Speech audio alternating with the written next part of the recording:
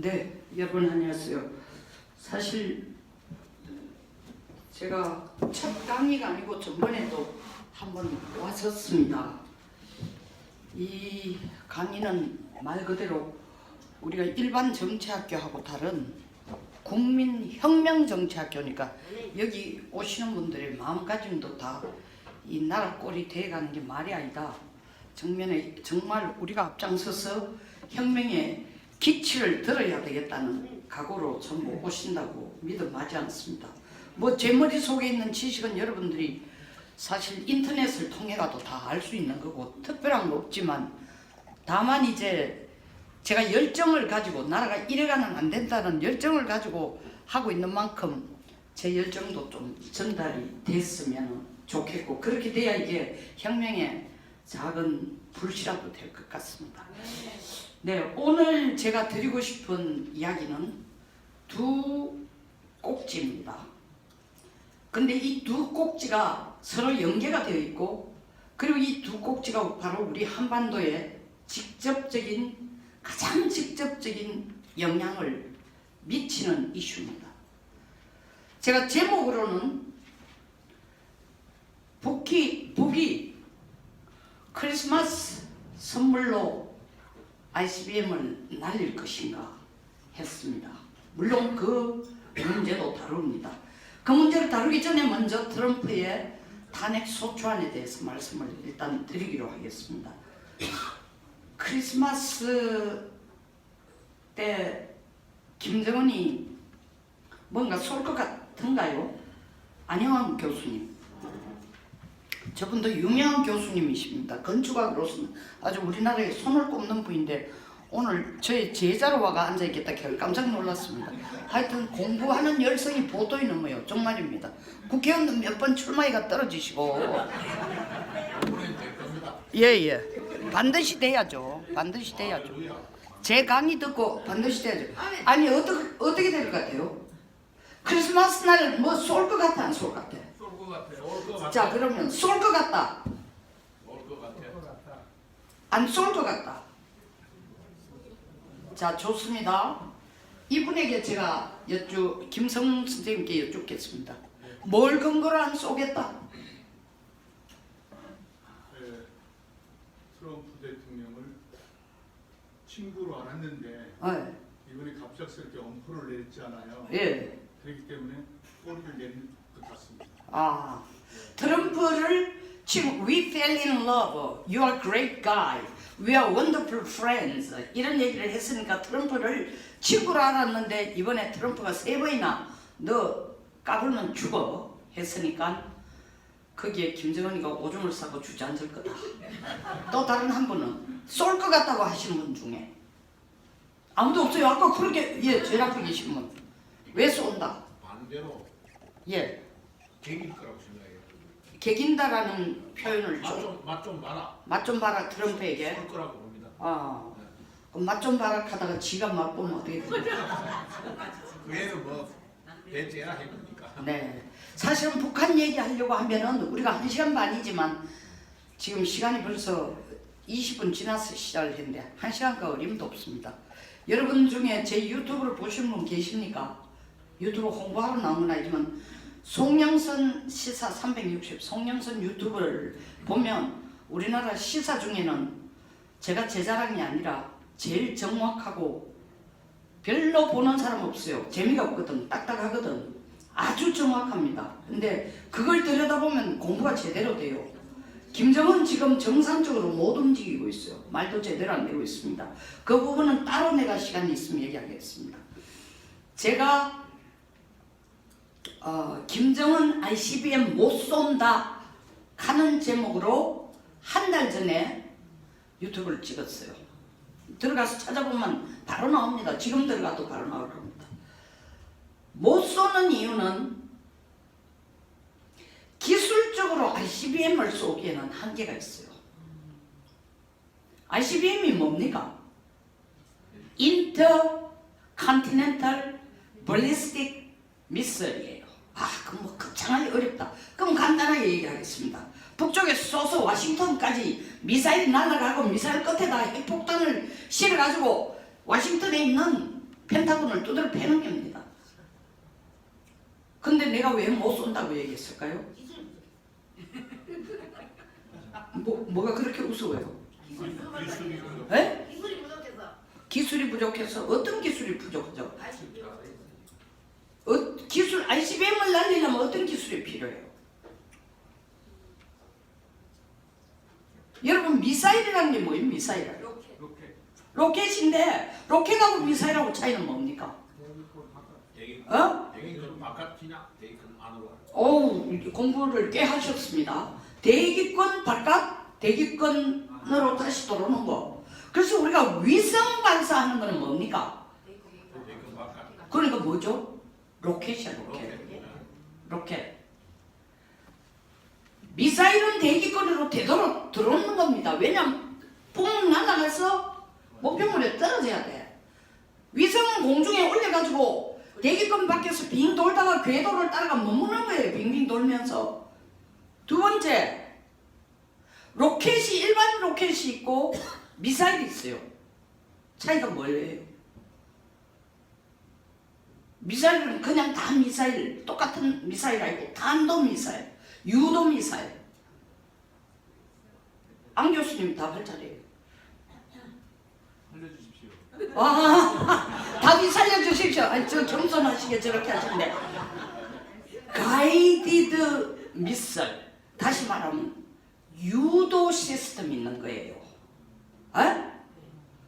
아주 심플하게 비교를 하자면은 로켓은 내가 이 앞에 계신 김성중님하고 김성욱님하고 의견의 차이가 있어서 혹은 내가 공격해가 바로 때리는 거예요. 근데 이분하고 싸우는 게 그냥 바로 싸우는 게 아니라 로켓이야. 가서 때리는데 내가 때리는 방향을 뒤에서 누가 조정한단 말이야. 처음에는 살짝 후커를 넣고 그 다음에 어퍼카트였고 어퍼카트로 맞아가 정신없을 때 뒤로 돌아가서 엉덩이를 차고 유도를 합니다. 그게 미사일이에요.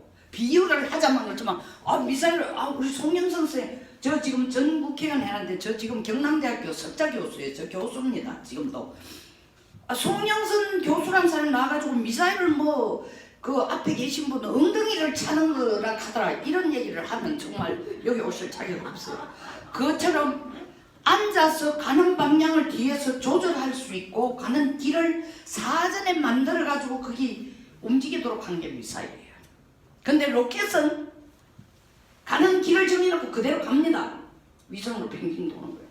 근데 위성에서 빙빙 도는 거하고 미사일하고의 가장 큰 기술의 차이가 뭘까요? 위성은 대기권을 벗어나서 궤도를 따라 움직이기만 하면 됩니다. 마찰이 있어요, 없어요? 그런데 미사일은 날라가 대기권은 땅에서 몇 킬로까지가 대기권입니까? 100킬로까지, 100킬로. 그걸 대기권이라고 그래요. 산소가 있는데 그 위에는 미사일을 딱 쏠면 거의 수직 발사로 올라가가 그 다음에 수평으로 거의 납니다. 날다가 어떻게 해야 되겠어요? 다시 대기로 들어야죠. 대기로 들어오면 뭐가 있다? 산소가 있다? 산소라는 게 뭐예요? 우리가 불 붙이려면 산소가 있어야 돼요? 없어야 돼요? 마찰이 생깁니다. 마찰이 생기면서 고도의 불이 일어나는 거예요. 이 핵탄두를 실은 마지막 미사일 부분 자체가 4,000m가 넘는 4,000m에서 만도에 이르는 이 고도의 마찰에 의해서 일어나는 열을 견디내면서 탄이 땅에까지 떨어져야 되는 거예요. 핵탄두가. 알겠습니까? 근데 다 녹아버린단 말이야. 너무 뜨거우니까. 혹은 녹아가 폭발해버려요. 엉뚱한 데서. 혹은 녹으니까 어떻게 되겠어요? 이 모양이 제대로 지켜져 내려옵니까? 흔들려요. 또 내려오는 길이. 그러면 뒤에서 가이디드 미사일 아까 제가 얘기했죠. 뒤에서 조정해서 올려려면은 여기서 컴퓨터 시뮬레이션 해가 조방향으로 오른쪽으로 얼마, 북쪽으로 얼마, 고도 얼마, 경도 얼마, 속도 얼마 했는데 여기에 컴퓨터 프로그래밍 했는 대로 안 될 수가 있다는 거죠. 그거를 완벽하게 만드는 것이 재진입, 그걸 재진입이라고 불러요. 재진입 발사체가 성공적으로 도착하는 건데 그 기술은 고도의 기술을 요구하는 거예요. 1. 북한이 그 기술까지를 완전히 만들었을까? 제가 질문하는 겁니다. 기술적으로 아니 못 만들었다고 결론을 지금 내릴 수는 없어요. 증거들이 만들었을 수도 있고 안 될 수도 있다. 근데 1. 그게 첫 번째 퀘스천이고 기술적으로 안 되는 이유를 제가 먼저 지금 기술적인 부분 좀 딱딱하지만 설명합니다. 왜? 여러분들은 그냥 신문을 읽는 수준을 넘었어야 되니까. 신문의 전문 기자라는 사람들도 ICBM 자체가 뭔지를 모르겠어요. ICBM이라는 것은 날아가는 미사일도 있고 또 두 번째는 뭐가 있어야 되느냐? 방금 말씀드리는 것처럼 재진입할 수 있는 그 재진입 기술로 된 게 제대로 돼 있느냐? 재진입체가 제대로 돼 있냐? 세 번째는 뭐가 있어야 돼요? ICBM이 제대로 무기로 작동하려면 뭐가 있어야 돼요? 미사일이 무기입니까? 미사일이 미사일 역할을 하려면 뭐가 있어야 되죠? 해군 장치에 입니다. 여러분 미사일은 뭐하고 같은 자동차하고 같아요. 자동차를 속도를 160km 달릴 수 있는 자동차를 가는 데다가 그게 짐을 실어 다니는 거 그 짐 자체가 핵탄두란 말입니다. 차만 막 달린다고 되는 게 아니야. 차 성능 좋다고 서울서 부산까지 시속 20km로 갔는데 부산 딱 도착해봐요. 어머야 내가 짐보따리 놔두고 왔네요. 웃기는 거예요. 핵탄두를 실어야 돼. 그럼 핵탄두를 실으려면 ICBM이라는 거리 자체가 10,000km 이상을 날라야 되는데 쉽게 말해서 차가 시속 200km로 갈 수 있는데 이 차가 시속 200km로 가는데 싣고 가는데 부하가 안 걸리도록 하려면 거기에 차량 무게 자체가 비율을 하면 1톤이라 하면은 거기에 100kg까지는 실을 수 있겠죠. 그죠? 100kg 싣고 큰 부담을 안 느끼고 한데 체 자체가 무게가 예를 들면 1톤인데 900kg를 싣고 시속 200km를 달려라 하면 이 차가 과부하가 걸립니까? 안 걸립니까? 걸리죠. 그러니까 핵탄두를 어떻게 해야 된다? 적게 만들어요. 적게. 경량화보다는 소형화. 적어야 돼요. 물론 경량화도 되죠. 소형. 보통 대륙간 탄도탄 사거리라는 건 날아가는 거리입니다. 사거리 10,000km가 넘으면서 제대로 역할을 하려면 무조건 탄도가 1톤 1,000km 이하라야 되는데 그런데 북한처럼 그런 경우에는 가장 안전하게 하려면 한 500-600km 되는 탄두를 실어야 되는데 북한이 과연 500-600km의 탄두로서 무게만 적어지는 게 아니라 폭발력을 1톤짜리나 2톤짜리 핵탄두와 같은 폭발력을 그대로 가지면서 모양을 적게 했는데 이 폭발력은 그 정도로 가진 핵탄두를 개발했냐? 그것도 지금 퀘스천이에요. 기술적으로.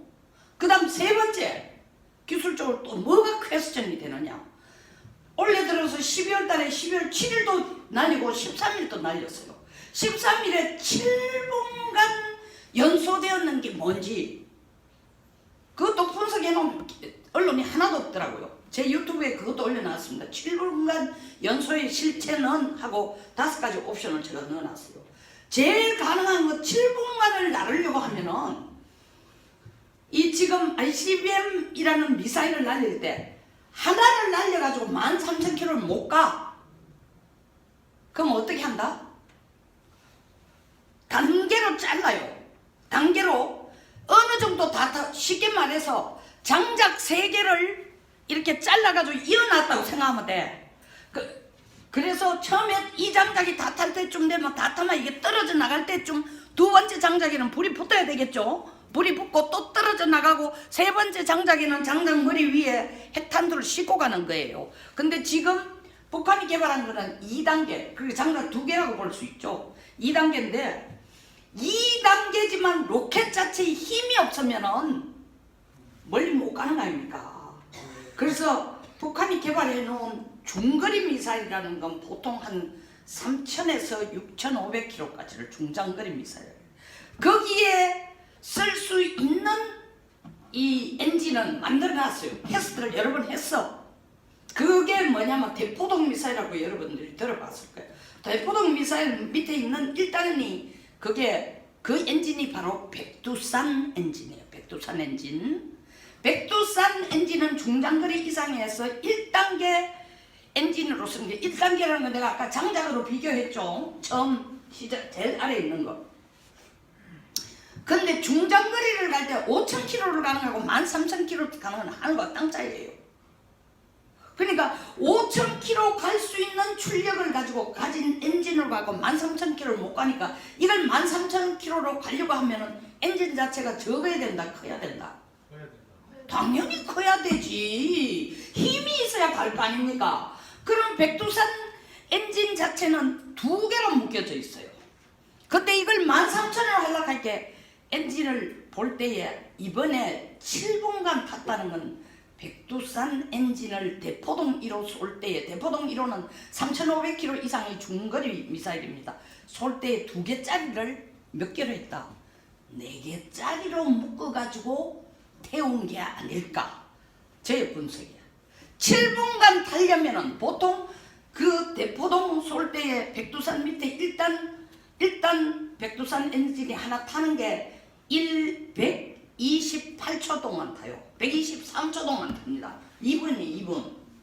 그러면 보통 요 엔진을 2개로 붙여가지고 날리면은 얼마 된다? 약 4분 정도 되잖아요. 근데 이번에 7분을 탔단 말이에요, 7분. 그럼 4개를 붙였을 가능성이 아주 크다는 거예요. 4개를 붙였다는 것은 워싱턴까지 갈 수 있는 거리, 그 정도 날아가는 거는 될 거다. 그러나 4개를 엔진을 붙여가지고 이번에 태워본 적이 없으니까 이번에 처음 그 실험을 했을 가능성이 있다. 자, 이런 기술적으로는 거의 다 커버됩니다. 좀 점심 잡수고 난데 지금 졸릴 때예요. 원래 케네디도 이때는 연설 안 합니다. 그래서 여러분들이 안 졸리도록 하기 위해서 아까 안영준 교수님한테 정답을 물어놓으니까 살려주세요. 근데 이번에 질문하면 죽여주세요. 할지 모르겠습니다. 졸시지 못하도록 제가 차례대로 질문을 할게요. 자, 그래서 날아갈 수 있고 엔진도 됐고 핵탄두도 됐고 재진입 대기로 재진입하는까지 다 됐으면은 그냥 완벽하게 ICBM이 언제든지 북한이 미국을 향해 때릴 수 있는데 이렇게 되기 위해서는 부분의 기술이 다 요구되고 이거 전부 기술을 다 모아가지고 또 한번 테스트하고 수차례의 실험을 해야 우리 간단하잖아요. 집에서 뭐 밥통 하나를 조립한다 해도 이렇게 여러분들 패키지로 요새 뭐 쿠팡 같은 데 사면 뭐 조립 나사 하나 빼가지고 또 그림 하나 보고 또 해보고 했는데도 반대로 끼워 넣었을 경우에 또 빼가 하고 똑같습니다. 그건 폭발하는 건 아니지만 이렇게 해본 것처럼 다 해보고 난 뒤에 이게 핵 무기라는 건 정말 어마어마한 거니까 테스트를 여러 번 해야 되는 거예요. 근데 북한이 ICBM 테스트를 공개적으로 ICBM이라 하는 것은 10,000km 이상입니다. 딱 한 번밖에 못 했어요. 2017년 11월 29일 날 ICBM 테스트를 한 번 했단 말입니다. 그리고 2017년 7월 4일하고 7월 19일 날 중장거리 미사일 6,000km 이상을 실험을 했습니다. 그러니까 한 번 시험한 걸 가지고 그때 한 번 시험하니까 미국이 화닥닥 놀라가 바로 12월 22일 날 UN 제재 결의 2397호를 발표를 했습니다. 근데 그 사이에 계속 북한이 핵 개발을 하려고 참 미사일 개발도 하려고 노력했음에도 불구하고 노력해서 만드는 거하고 실제로 무기라는 거는 반드시 시험 테스트를 해봐야 돼요. 그 시험 테스트를 공개적으로 안 했기 때문에 북한이 설사 이 부품 내가 말하는 거 있잖아요. 엔진이라든가 재진입 뭐 대기속으로 재진입하는 거라든가 이런 걸 다 핵탄두도 소형화 다 해놨다 손치더라도 이게 성공을 할지 안 할지는 알 수 있다 없다. 테스트를 안 해봤으니 모르는 거예요. 근데 이번에 했는데 만약에 실패다. 트럼프가 아니라 김정은이 뭘 잃어요? 뭘 잃습니까? 크리스마스 날 날렸는데 이게 뭐 제대로 날아가도 안 하고 재진입 가는 거리도 조금 가다 치우고 뭐 하여튼 1단계, 2단계 분리돼야 돼. 아까 장작으로 비교했죠. 분리돼야 되는데 분리도 안 되면 뭔가 사건이 일어날 구석구석이 다 있어요. 딱 미국에서 분석하는데 5분 내지 10분이면 이게 제대로 떴다 다 하는 거예요. 그리고 길게는 한 대여섯 시간이면 구체적으로 사거리가 얼마 되고 고도가 얼마 되고 어디쯤 떨어졌고 뭐가 문제고 거의 다 나옵니다. 실패했다면 뭐 해야 되는 거예요? 김정일 뭐 잃죠? 신용을 잃어요. 또 개망신 당한다. 또 소망신도 있겠죠. 그러면 말씀하세요. 목숨을 잃어요. 목숨을 잃어요. 개망신 소망신은 문제가 아니야. 왜 목숨을 잃죠? 트럼프가 빵빵합니까? 빵빵합니까? 목숨 잃는다는 맞는데 목숨 잃는다는 뜻이 뭐예요? 빵빵이 하는 거예요.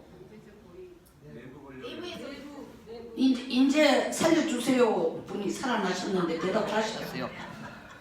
내부 권력에 의해서 무너졌냐? 내부 권력에 의해서 무너졌나? 맞고 또 자 여러분 보십시오. 2018년 6월 10일 싱가포르 센토사 섬에서 만나서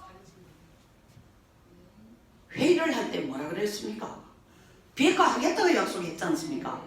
어? 김정은은 뭘 요구했어요? 비핵화 할 테니까 내 체제 보장을 해달라 그랬잖아요. 기억 안 납니까? 체제 보장 해달라. 또 우리 문 대통령 옆에 붙어가 훈수 떠느라고 한반도 영구 평화가 어쩌고 나는 문 대통령님이 말씀하시는 평화는 국어사전에 안만 찾아도 안 나오더라고.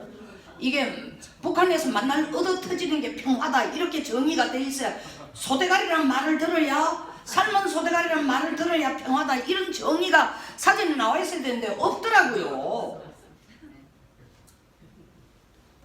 그런데 분명히 비핵화를 하면 거기에 대한 대가를 미국이 북한은 경제적으로 엄청난 잠재력을 갖고 있기 때문에 키워주겠다. 미국이 북한을 키워준다는 뜻이 무슨 뜻이었을까요? 어떻게 해준다는 거겠어요? 어떻게 해준다는 거겠어요?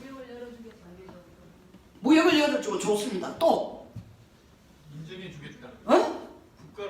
국가로 인정해주겠다. 또 뭐 김정은이 국가로 인정해주든 안 주든 잘난 맛에 사는데 뭐가 답답겠습니까? 맞는 얘기지만 국가로 인정해준다는 게 무슨 뜻이냐고.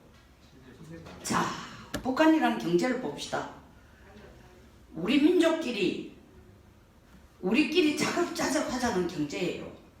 대한민국이 6.25 전쟁 이후에 잿더미에서 지금 어제까지로 몇백 배 우리가 성장했다? GDP가 500배 성장했어. 500배. 한국이 지잘났다고 지잘나서 그렇게 성장했다고 생각하는 사람이 아직도 너무나 많은데 지잘나서 된 거 아니에요. 자학하자는 얘기가 아니에요. 우리가 개인적으로도 돈을 벌 때 내가 일어설 수 있는 시드머니 종잣돈을 은행이 빌려주거나 내 친척이 빌려주거나 사업 건수를 하나 열어주거나 장사를 하도록 틀을 마련해주거나 해야 시작할 수 있는 거 아닙니까? 그거예요. 북한처럼 저런 사회는 그렇게 종잣돈을 얻거나 틀을 만들어주거나 장터를 마련해주거나 국제시장에 나가 장사를 하게 하라고 허락하고 자격을 심사하는 데가 어디다? IMF. 여러분 IMF 기 많이 익숙하죠? 또 IBRD 세계은행이에요. 그것은 뭘 보겠습니까? 복잡하게 생각하지 마세요. 여러분들이 은행에 돈 빌리러 간다. 뭘 보고 돈 빌려줘요? 요 제일 앞에 계신 분 인물 잘생겼다고 윤 선생님, 홍 선생님, 송 선생님 멀어서 잘 보이지도 않는데 인물 잘생겼으니까 돈 빌려주겠습니까? 돈 빌려주겠습니다. 없어요. 첫째 뭘 봅니까? 갚을 수 있는 능력이 있느냐 없느냐. 두 번째 내가 자산이 있느냐 없느냐. 세 번째 돈 벌 수 있는 길이 있느냐 없느냐. 다 체크하죠. 똑같아요. 국제사회도. 그리고 과거에도 네가 장사해가 돈 버는 적이 있느냐. 국제사회도 똑같습니다. 근데 김정은이가 내놓을 게 뭐가 있어? 아무것도 없어요. 그러면 이럴 때에 돈을 빌릴 수 있는 거는 어떤 힘으로 된다? 은행 지점장이 나와가 야 나 너 믿는다 한 3년 돈 빌려줄 테니까 이자 신경 쓰지 말고 돈 쓰라. 그 지점장이 누구예요? 미국이에요. 미국. 왜 그 지점장이 미국이야? IMF, IBRD에 가장 많은 포션을 갖고 IMF를 만든 게 미국이에요. 그래서 미국이 돈 빌려줘라 하는데 돈 안 빌려줄 수가 없어. 미국이 걔는 돈 빌려주지 마라. 안 빌려주는 거. 우리 제일 처음에 IMF 터졌을 때 어떻게 했는지 알아요? 일본은 달려가서 돈 빌려달라고 했게 일본이 우리 돈 안 빌려줬어요. 20조 빌리러 갔는데 택도 없었어요. 왜? 일본의 답이 뭔지 압니까 여러분? 미국이 빌려주지 말았겠다. 잘하셔야 됩니다. 천지도 모르고 깨춤을 추는 거야. 우리가 잘나가 이렇게 사는 줄 알고. IMF 때 우리가 빌려온 돈이 얼마냐? 193조예요. 근데 처음에 불 끄는데 20조만 있으면 되는데 그때 대한민국 청와대 금고에, 물론 청와대에 있는 건 아니죠. 재무부가 기획재정부가 통제하고 있는 돈이 얼마다? 외화가 얼마 되었어요? 우리 여기 이분 되게 잘생겼는데 한 번도 질문 안 해요. 삐지신 같은데. 예. 뒤로 보시는 분 지금. 네. 우리 그때 국내에 있었던 외환이 얼마 정도 될 것 같아요? 1997년 11월 달에. 아무도 모르시면 우리가 IMF를 뼈저리게 겪었다 하면서도 얼마 있었는지 몰라. 2조밖에 없었어요. 2조. 우리 지금 얼마 있어요? 지금은 한 400조 정도 있어요. 어? 2조인데 이 돈을 IMF 터졌다는 얘기는 뭐냐면 우리의 환율이 급격하게 2배로 높아졌는데다가 그 돈을 갚아야 돼. 왜 갚나? 환율이 높아지니까 여기 있는 외국 은행 기업들 다 팔고 1,000원에 산 물건이 지금 2,000원이란 말이야. 세상에 이렇게 돈 잘 벌릴 때가 어디서 팔고 나가는 거예요. 그러다 보니 나가면서 뭘 가져간다? 달러가 나가는 게 달러. 달러가 왜 중요하죠? 달러가 왜 중요해요? 달러가 왜 중요해요? 미국이 위대한 이유 중에 첫 번째 이유가 달러입니다. 왜 달러가 중요해요? 여러분 기축통화라는 걸 아세요? 기축통화는 뭡니까? 공부를 많이 하셔야 되겠습니다. 아주 기본적인 건데 이거 모르시면 안 돼요. 기축통화는 덕이자 축이 될 주제예요. 전 세계 모든 무역은 달러로 이루어지는 겁니다. 한국 잘난 체 하지 마세요. 세계 경제 12대국이라고 쫄랑거려. 5만원짜리 들고 남아프리카 가가 아이스크림 놀러가면 야 이건 뭐야? 종이조각 이걸 왜 가갔어요? 달러를 들고 전 세계 어디 가서 안 통하는 데가 없습니다. 그 얘기는 뭐냐? 무역을 할 때는 결국 달러로 해야 되는 거예요. 사는 것도 파는 것도 다 달러로 해야 되는 거예요. 그래서 미국이 막강한 거예요. 절대적인 권한이에요. 절대적인 권. 중국이 지금 미국을 따라가려고 발버둥 치는 제일 첫 번째 이유가 뭔지 알아요? 중국 위안화를 기축통화, 전 세계 무역하는데 달러와 똑같은 무역거래 화폐를 만들고 싶다는 거예요. 그러면 미국 경제가 휘청거립니다. 왜? 중국 인구가 미국의 5배, 중국 무역 규모가 미국의 10배 가까이 됩니다. 휘청거려요. 휘청거리는 게 끝나는 겁니다.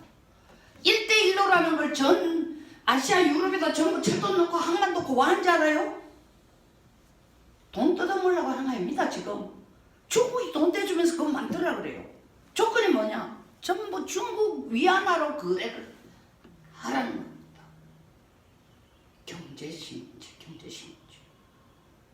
어쨌든 다시 IMF 얘기로 되돌아오면 우리 2조에 해당하는 달러밖에 없어서 너무 급하니까 일본을 달려갔는데 일본도 그때가 98년 같으면 일본 경제가 굉장히 어려울 때인데도 우리한테 빌려줄 돈은 어마어마하게 있었는데도 딱 가니까 하는 얘기가 뭐예요?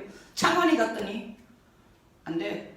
미국이 빌려주지 마라 했어. 일주일 있다가 임창열 경기치사 하는 양반이 그때 청와대에 김영삼 정부의 중요 인물로 들어가서 또 달려갔어요. 제발 좀 살려주세요. 안 돼. 미국 빌려주지 마라 그랬어. 결국 어떻게 됐습니까? 결국 누가 살렸는지 알아요? 미국을 달려갔습니다. 미국이 바로 빌려준 줄 알아요? 아닙니다.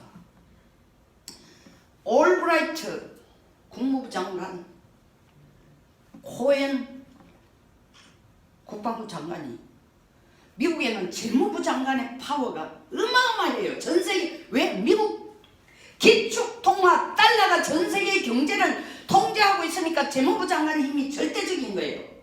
그래서 그 두 양반이 재무부 장관에게 한국은 우리에게 너무나 중요한 동맹국이다. 좀 도와주자. 그래서 우리가 살아났습니다. 우리가 어떻게 살고 있는지를 제대로 알아야 돼요. 미국 없으면 끝나는 거예요. 그냥 좋아가 뭐 미국이 최고 이게 아니라니까요. 아니 아주 쉽게 생각해 보세요. 내가 집이 없는 사람이야. 내가 집이 없는 사람이야. 전세를 살아서 요새 전세 폭동 난리를 칩니다. 주인 평상시에 꼴도 보기 싫고 말하는 거 싫지만 전세 기간이 되면 나가야 되는데 전세 2배로 올려달라 그래. 옆집을 알아봐도 2배야. 방법이 뭐 있어요? 에이 더러벅하고 길가 나가 살 거야? 어떻게 할 거예요? 어떻게 할 거예요? 2배는 너무 힘듭니다. 1.5배 해주세요. 그건 협상이 아니고 거의 매달리는 거죠. 국민들이 일상생활에서는 그런 머리가 돌아가는데 미국이라는 나라에 대해서 그렇게 생각을 못하고 있는 거예요.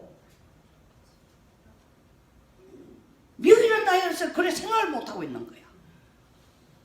그리고 미국이 한국이 이렇게 살게 된 것도 중간중간에 미국이 이자 안 붙인 돈, 그리고 군대에 있어서는 MAP 해가지고 매배가 밀리터리 어시스턴트 프로그램 해가 야 우린 이거 날가가 안 쓰니까 너희들 가져서 하는 쓰다가 남은 무기를 우리가 무진장 가져와서 썼습니다.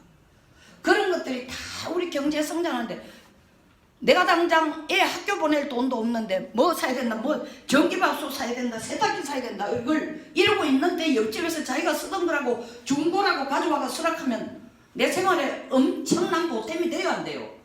다 이렇게 살아온 거예요 우리가. 근데 그걸 몰라. 20대들은 몰라. 30대들도 몰라. 민노총은 알면서 나가라게. 왜 알면서? 지새끼들, 민노총 간부들 지새끼들은 전부 다 미국, 일본으로, 유럽으로 유학 다 시켜놔놓고 지는 반미래. 야 이 썩을. 아니 썩을이라고 얘기할 수 있어요. 사람이 어떻게 그렇게 겉과 달라. 차라리 나는 미국이 좋으니까 나는 어떻게 뼈 빠지게 이래가 내 새끼를 미국 교육을 시켜가 서양 문물을 받아들이고 미국이라는 나라에 좋은 점을 배워야 되겠다. 이게 정직한 거야. 아니면은 미국이 덕을 주는 나라니까 그게 힘을 합치자 이렇게 하던데 미국은 죽어 미제 나가라 하면서 실제로 지가 하는 짓은 뭐다 또? 지 새끼들은 뭐 임종석이도 딸 한 1년에 무슨 학비가 1억이 드는 학교를 다녀. 나도 국회의원 했지만 1년 동안 세입이나 뭐나 다 합쳐가 1억이라는 숫자 구경도 한 적이 없어요. 무슨 돈가 1억을 보내고 그것도 지는 민주화 운동 한다면서. 어? 여러분들이 왜 이게 국민혁명 정착견 줄 알아요? 이걸 제대로 알아야 되는 거야. 아, 뭐 미국이 대단한 나라. 대단한 이유를 알아야 된다니까. 대단한 이유를. 언론만 아무래도 게 아니라 우리 스스로가 깨야 돼. 우리가 공부해야 돼. 보수가 제일 부족한 게 머리 든 게 없다는 거. 점잖은 게 아니고 무식하다는 거. 정말이에요. 저분을 보고 하는 얘기가 아니라 일반적으로 나는 샤이 보수야. 그래서 광화문 나가지도 않고 광도 안 들지만 표 찍을 때 되면은 보수야. 이제 그런 보수는 필요 없습니다. 개인적으로 받아들이지 마세요. 내가 그렇게 개인적으로 그렇게 보수들에게 방송으로도 내가 얘기하는 게 유튜브에서도 개 돼지 되기 싫으면 개 돼지 대우를 받기 싫으면 먼저 머리부터 깨라. 여러분들이 주사파하고 싸워가 못 이기는 이유가 저 인간 같지도 않은 거 뭐 말도 안 돼 이러고 끝나버린 이유가 걔들의 논리를 파고 들어가지고 한 수 더 올라가 나가서 그들의 맹점을 공격할 능력이 없기 때문에 싸움을 못하는 거예요. 별거 진짜 별거 아니거든. 30년 전 대한민국 국민 1인당 소득 3,000불일 때 책 몇 권 읽어가지고 운동권이라는 이름으로 이때까지 돌아다니면서 30년 동안 경제, 권력, 문화에서 빨대 꽂아서 자본주의의 자유주의는 다 즐겨먹은 놈들이 머리 뭐가 있겠어? 여러분들은 지금 3만 불 시대를 사는 거예요. 10배 더 높아지고 박사학위 받고 외국 유학 갔다 오고 더 잘나고 사회적인 지위가 더 높은데도 5%밖에 안 되는 주사파에 전부 꼼짝을 못하고. 이유는 두 가지입니다. 무식하고 용기가 없어요. 무조건 깨달아야 됩니다. 알아야 됩니다. 싸울 수 있어야 돼요. 싸운다는 게 뭐 가서 폭력적이 아니라 논리가 잘못되는 거예요. 깨뭉갤 수 있는 힘이 있어야 돼요.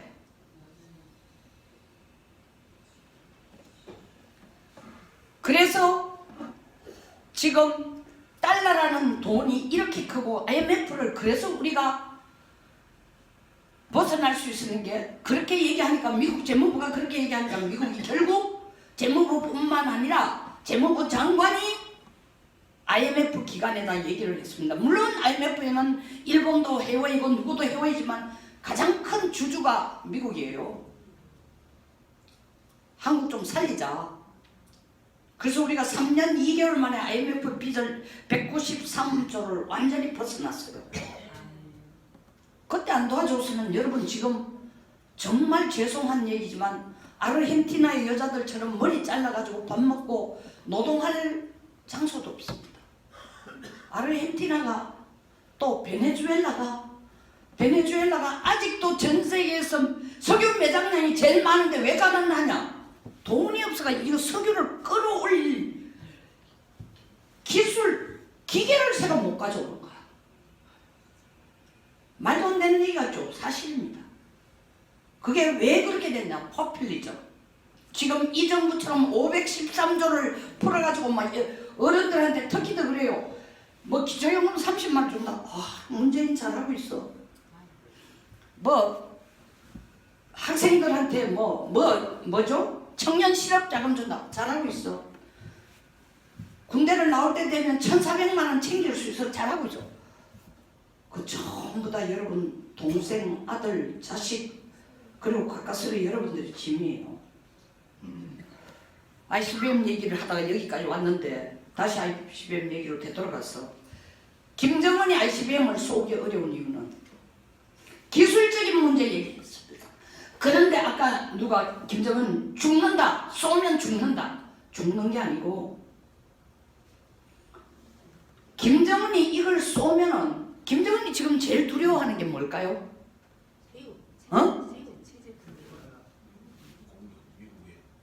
미국의 폭력? 폭격? 또 달러! 돈이에요. 돈줄을 쪼기 때문에 김정은이 원래 발광하듯이 저렇게 싸대는 이유가 체제를 보장 안 하고 뭐하고 그건 다 이차적인 문재인이 얘기한 것처럼 평화가 어쩌고 다 이차적이고 뭐다? 내죽겠다 돈 좀 더 이겁니다. 내죽겠다 돈 좀 더. 왜? 유엔 제재를 통해 모든 돈줄을 다 막아버렸어요. 그런데다가 미국의 국방수권법이라는 게 있습니다. 미 국내법이지만 전 세계를 쥐고 흔들 수 있는 가장 강력한 법 중에 하나가 미국 국방수권법이야. 그것도 전 세계를 쥐고 흔들 수 있는 이유가 미국 국가 이익이나 국방에 위배가 되는 데는 미국이 어디든지 가서 다 거기에 상응하는 조치를 한다는데 아이씨 미국이 깡패도 아니고 어떻게 그게 가능하냐? 가능합니다. 왜? 무기, 경제 다 뭐가 통제한다? 달러가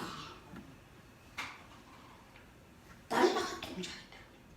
그런데 그 국방수권법에 요번에 오토원별법을 넣었습니다. 오토원별 여러분 아시죠? 네. 오토원별법이 뭐냐 하면은 북한이 국제금융망에 전혀 관여 못하도록 손발을 다 잘라버리는 법이에요. 뿐만 아니라 북한과 우리나라는 개인이나 기업이나 국가나 다 세컨다리 보이콧을 걸겠다는 겁니다. 세컨다리 보이콧이라는 건 뭐냐? 내가 당신한테 직접 안 해도 이분이 적이 되는, 우리에게 해가 되는 사람하고 친구라면 나는 저 사람하고 친구가 있는데 이 사람하고 거래했으면 나도 쇠고랑을 차는 게 세컨다리 보이콧이에요. 우리의 일종의 약간 뭐 연대보증 비슷한 거, 연자제 이렇게 비유하면 알아들을 겁니다.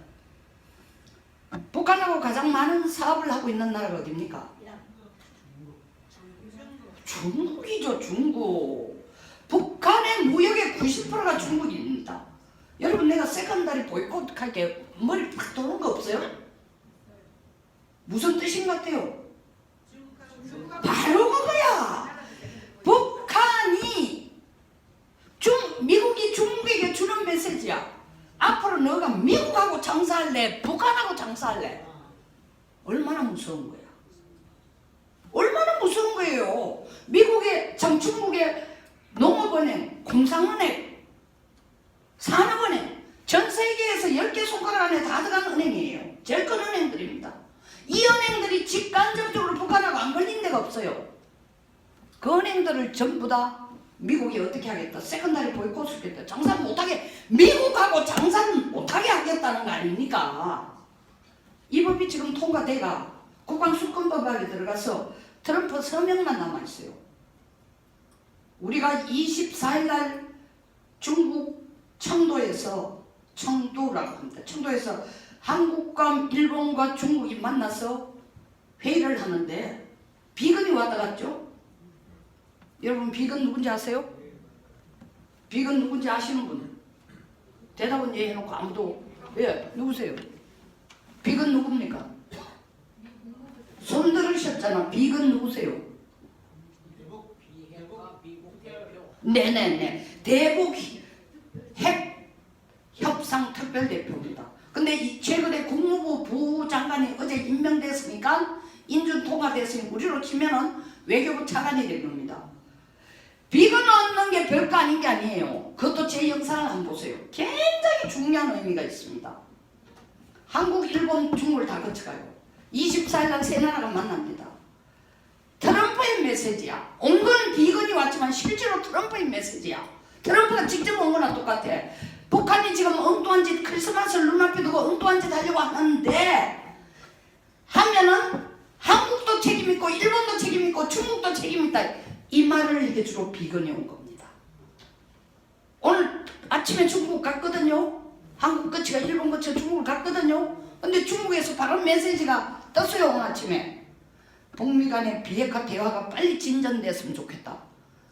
이게 중국 본심이 아니거든. 본심이 아닌데 이 얘기를 한다고. 왜 얘기하냐고. 자기들이 당하게 생겼거든. 자기들이 당하게 생겼거든 이제는. 그러니까 오기는 비건이 왔지만 실질적인 메시지는 누가 주는 거다? 트럼프가 주는 거야. 왜 그러면 중국은 그게 깜짝 놀라는가? 지금 미국 뭐 하고 있어요? 무역협상을 하고 있죠? 무역협상하고 있죠? 여러분들 언론 보면 그 무역협상에 뭐 물건 하나 팔고 돈 가지고 이게 아닙니다. 말은 미중 무역협상인데 여기 기술도 들어가고 우주기술도 들어가고 군사력도 들어가고 다 들어가 있는 겁니다. 다시 말해서 앞으로 네가 전세계 1등 할래 내가 1등 할래 이 싸움이 이미 시작된 지가 벌써 1년 반 됐다 이 말입니다. 미국은 모든 것에서 굉장히 관대하고 제너러스합니다. 두 가지를 제외하고 절대로 용서 안 하는 게 있습니다. 미국이. 하나는 공산주의를 용서합니다. 두 번째는 자기에게 패권 도전을 하는 국가를 절대로 용서하지 않습니다. 그럼 중국은 뭡니까? 두 가지 다를 가진 나라야. 중국 공산주의 아닙니까? 그 다음에 미국을 앞장서가 세계 1위 되겠다고 설치잖아요. 그것만 해도 충분하지 않다고 생각한 건지 북한까지 꼬드겨가지고 야 미국 트럼프 코트를 계속 땡겨. 문재인에게도 그 얘기합니다. 우리하고 가까워지는 게 더 나아. 그러니까 문정인이라는 대통령 특별한 인간이 주한미군 나가고 나면 중국이 우리에게 핵무기로 우리를 보호해 줄 거다.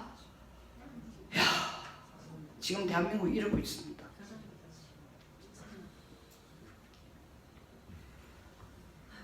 트럼프 대통령이 7일날 문재인 대통령하고 통화를 하자마자 바로 유엔 긴급 안보리 회의를 소집해가지고 세 가지를 통과시켰습니다. 북한 비핵화 완전하게 해야 된다. NPT가 뭔지 알죠? 핵 비확산 조약입니다. 바로 북한이 다시 돈을 놔. 세 번째, IAEA가 뭡니까? 국제 핵 원자력 기구의 사찰을 받아라 했는데 이틀 있다가 중국과 러시아가 뭐라고 얘기했냐면은 대북 제재 부분적으로 좀 풀어라. 남북 간의 철도도 좀 도토록 해라. 얘기 딱 했는데 우리 문 대통령이 뭐라고 대답했어요? 신문 보셨어요? 안 보셨어요? 뭐라고 그랬어요? 남북 간의 철도 만들자고 만들어가 언젠가는 평화 나라를 만들자는 게 어제 났잖아요. 그러면 비건이 며칠 전에 와가 뭐라 그랬어? 제발 그딴 짓 하지 마라 하는데 비건이 돌아서 가지고 그림자 고체 없어지기 전에 뒤통수에 칼 꽂은 거 아니야? 제발 유엔에서 합의한 걸까 깨지 마라 하는데 중국이 나선 걸 날람 받았단 말이야. 중국이 지금 거짓하는 것은 한국을 미국으로부터 떼내려고 하는 거예요. 불치야. 내가 볼 때는 우리 대통령 불치예요. 불치. 그리고 정세현 지금 수석 부의장 하죠. 민평 뭐죠? 갑자기 이름이 생각 안 난다. 제일 큰 단체 뭐죠? 예. 거기에 수석 부의장 하고 있잖아요. 의장은 대통령이 원래 하게 돼 있습니다. 그 양반이 문재인 대통령에게 뭐라고 얘기했어요? 이제부터 미국한테 허락 받고 미국에게 의견 물어보고 하지 말고 우리가 하고 싶은 건 먼저 저질러 놓고 나가자. 저질러 놓고 나가면 우리가 살 길이 없어요. 내가 아까 달러 얘기도 했지만 뭐 얘기하려면 끝이 없습니다. 무기도 미국이 안 주면 그만이고 호르무즈 해협에서 중동에서 기름 사오는 것도 그 기름 사오는 수송로를 미국이 안 지켜주면 그만인 거고 다 우리 돈을 해야 돼. 자, 국내에서는 오케이, 요 문제를 먼저 정리하겠습니다. 그래서 만약에 크리스마스 날 이걸 쏘게 되면은 누가 가장 큰 피해를 본다? 이때까지 얘기를 들어보니 북한이 ICBM 쏘면 누가 제일 홀탕 먹겠다 앞으로? 중국. 이때까지 설명했잖아요. 오토 원비어 법이 들어가고 왜 중국이 박살나는 거야. 그러니까 24일날 회의하는 데서 일본하고 한국하고 중국이 한 자리에 앉아가지고 뭘 하라고? 북한에게 뭘 하라고? 엉뚱한 짓 하지 말라는 얘기를 하라고 트럼프가 특사로 비건을 보낸 겁니다. 국내 언론에서는 한마디도 분석이 제대로 된 게 없어요. 제가 그만하게 잘난 체하는 게 아니라 거기까지 보는 눈이 없어. 계속 방송에서 뭐라고 신문기사에서 빈손으로 돌아갔다. 빈손이 아니에요. 그리고 트럼프가 30분간 이 문재인에게 전한 걸 억수로 잘했다. 뭐 대단하다. 30분간이다 난리인데 대통령 오줌 쌌습니다. 너무너무 이런 식으로 하면 그냥 두지 않겠다는 식의 메시지들이었다고요. 그게 어디서 증명됩니까? 중국이 바로 북미 간에 비핵화 대화하라고 북한에게 비핵화 대화하라고 나오다가 대화하기 위해서 나오라 하는 얘기가 중국이 유엔 안보리에서 대북 제재 풀어달라고 했던 태도하고 일관됩니까? 안 됩니까? 일관돼요. 정반대잖아. 2, 3일 만에 확 돌아선 게 야 이거 잘못하면 모진 놈 옆에 있다가 벼락 맞겠다. 지금 김정은 도와주다가 내 국물도 안 남겠다. 야 제발 크리스마스 때까지는 좀 뭐 하지 마라. 연말까지는 좀 하지 마라. 앞에서 제가 얘기한 거는 기술 때문에도 어려울 것 같지만 두 번째 이유는 뭐다? 국제관계 때문에 김정은이가 살아가려면 아직도 누구에게 가장 가까워야 된다? 금전적으로는 중국, 안보적으로는 미국하고 붙들어지는 거야. 대화를 해야 살아남는 거예요. 그러니까 저는 베팅합니다. 안 쏠 거다. 뭐 국내 언론들은 쏜다 했는데 저는 한 달 전에 안 쏜다 하고 나니까 전부 다 모든 언론들이 나가 쏜다, 쏠 가능성이 있다 하는데 그건 너무 평면적인 분석이고 제가 방금 말씀드린 것처럼 기술적인 분석도 안 돼 있고 국제적인 관계 분석도 안 돼 있고 비건이 왜 온지도 분석이 안 돼 있고 중국이 어떻게 리액션 하는지도 분석이 안 돼 있고 미국의 국방수권법에 오토범법이 들어갔다는 의미도 분석이 안 돼 있고 그러니까 평퍼짐하게 쏠 거다. 아까 어떤 분 수업하신 분도 내한테 쏜다 이거예요. 내가 그럴 가능성이 상대적으로 낮다. 그분 지금 가시황 계시니까 왜 내가 낮다고 하는지 이유를 못 알아들으실 것 같습니다. 자, 제가 트럼프 탄핵 얘기를 한다고 했죠. 트럼프 탄핵이 당하면은 남북 간의 관계에 있어서 죄송합니다. 미국 간의 관계에 영향을 미칠 거다. 아닙니다. 트럼프는 탄핵 판결도 지금 소추는 됐습니다. 소추는 됐다는 건 하원에서 통과됐습니다.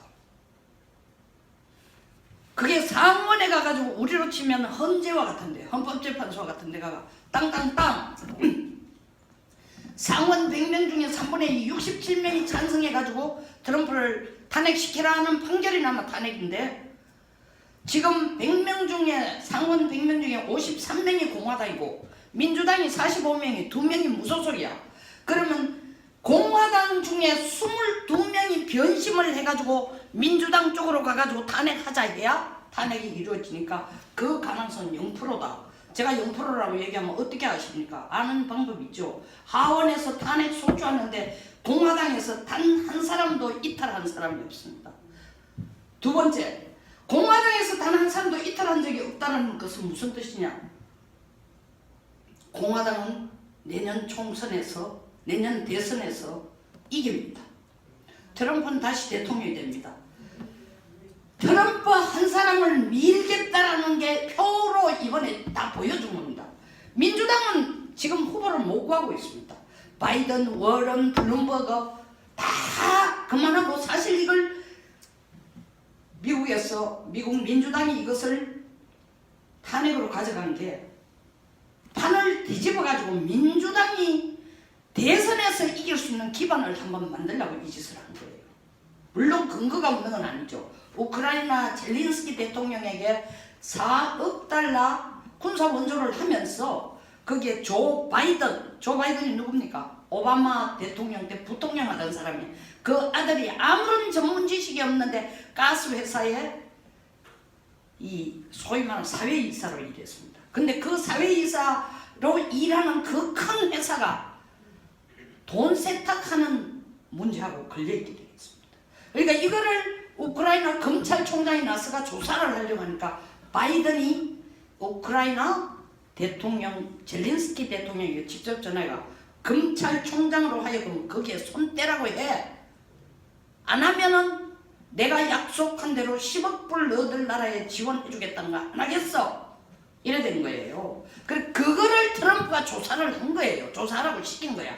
근데 민주당은 이걸 트럼프가 도리어 자기가 선거에 이기려고 우크라이나라는 나라를 끌어들여 가지고 대통령으로서의 권한을 지나치게 남용했다 해서 지금 탄핵으로 뒤집어 씌우는 거예요. 트럼프 절대 안 집니다. 왜? 첫째, 소추에서는 이렇게 됐지만 바로 탄핵이 부결되고 나면 바로 누굴 제일 먼저 조사할 거다. 누굴 할 것 같아요? 바이든. 두 번째, 맞아요.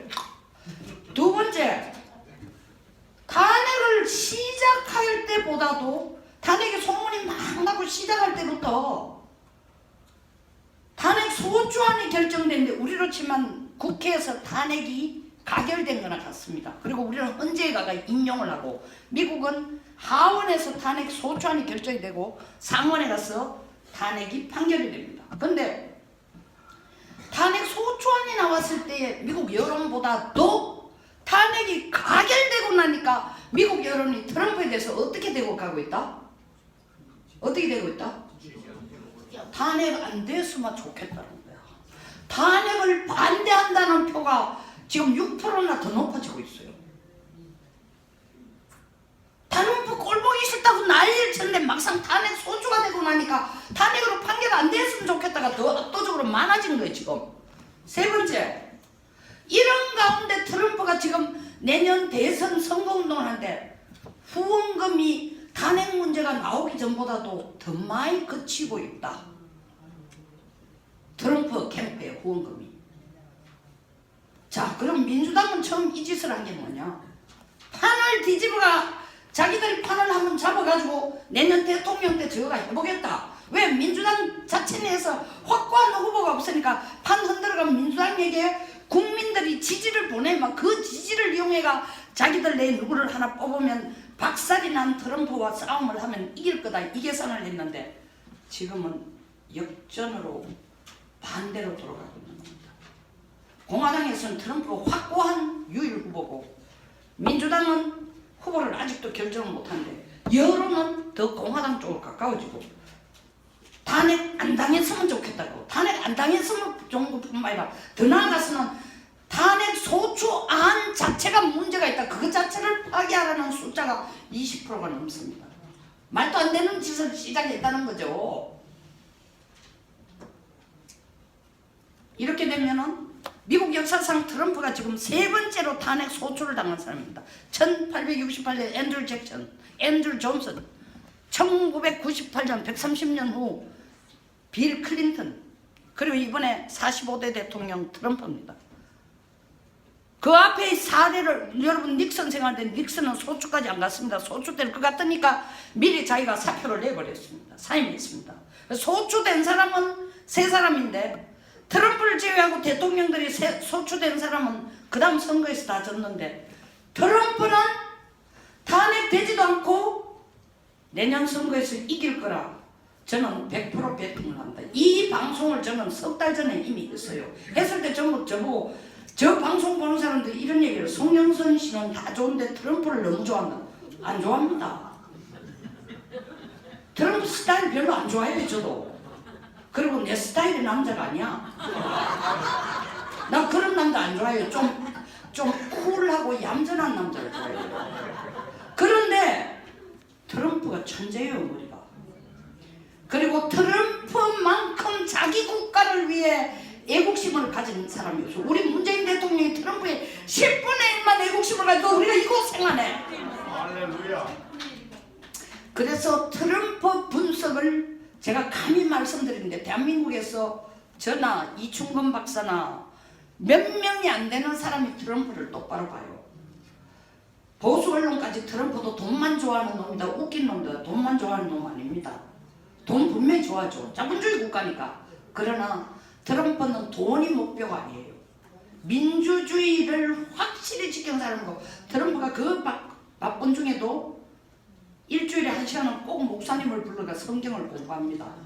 그리고 20년 전에 트럼프가 대통령이 되기 20년 전에 어떤 목사가 당신은 대통령이 될 거라고 얘기해줬고 닉슨도 1968년에 트럼프를 만났을 때 당신이 대통령을 할 거다고 얘기해줬어요. 거기에 트럼프는 그때는 아주 좀 대통령이 됐자도 생각 안 하고 직장 사느라고 정신없는 때인데도 그 영향을 많이 받았습니다.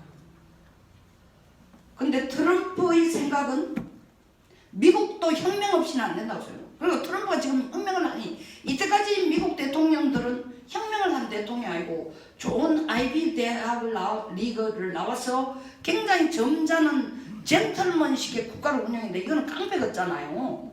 리얼리티 쇼 하는 깡패 같으니까 국민들이 이게 뭐 미국의 품격이 없어진다고 어쩌고 저쩌고 하는데 트럼프가 아니고 만약에 버니 샌더스 같은 민주당의 far out 아주 저쪽으로 간 진보가 미국을 장악하면은 미국은요 완전히 섹스 프리 호모섹슈얼 이슬람교 꽉 차게 되어 있습니다. 1968년 불란서 혁명이라는 게 그런 겁니다. 엉망이 되어버릴 겁니다. 히피 세계, 제2의 히피 세계가 될 겁니다. 겉으로 보면 자유무역이고 모든 나라가 평등한 것 같지만 민주주의는 끝나게 되는 거예요. 그 트럼프가 지금 김정은에게 3번이나 쏘겠다 하는 이유는 김정은 네가 내가 이 탄핵의 코너에 몰리니까 때는 요때다 하고 나를 코너로 모는 모양인데 택도 없다. 그리고 실질적으로 2017년 12월 달에 준비해둔 것과 똑같이 북한 때리는 건 간단하죠. 하루아침에 핵감이에요. 문제는 우리까지 영향을 주고 자칫하면 이게 중국과의 전쟁으로 확산이 될 가능성이기 때문에 트럼프가 행동을 조심하고 있는 거예요. 김정은은 못 때리는 게 아니에요. 근데 계속 수영을 잡아 당기고 있으니까 트럼프도 지금 화가 났어요. 그래서 절대로 간단하게 안 있겠다라고 얘기했는데 일단 민주당이 이걸 가지고 상원의 결론을 빨리 내려야 되는데 공화당은 내일이라도 당장 상원에서 판결이 났으면 좋겠는데 펠로시가 지금 날짜도 안 하고 이 트럼프 진 빼기로 가자 그러고 있어요.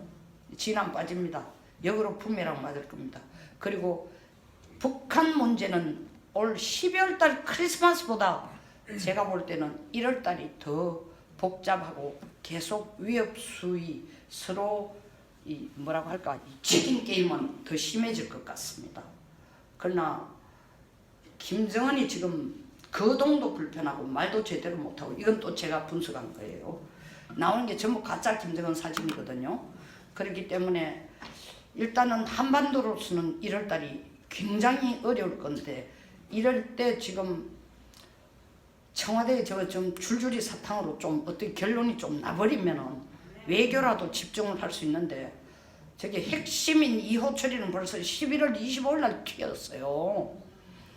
그리고 지금 법무부 장관을 새로 넣고 있으니까 성열이 오빠의 힘이 어디까지 갈 수 있을지도 모르겠고 선거도 눈앞에 두고 국내가 많이 복잡합니다. 그러나 국민이 가져야 될 의식은 딱 하나예요. 부안해동 하시지 말고 왜 미국이 우리에게 중요하고 농담 따먹기 같은 말도 안 되는 평화 얘기하면서 속이는 데 대해서 여러분들이 똑같이 야 이게 평화인갑다 그런 착각하는 사람이 되면 여러분 스스로가 개돼지임을 자처합니다. 개돼지가 아니고 뛰어난 지성과 반듯한 영혼을 갖기 위해서 여기 국민혁명 정치학교에 왔으니까 조시지 말고 공부 충분히 하시고 가시기 바랍니다. 감사합니다.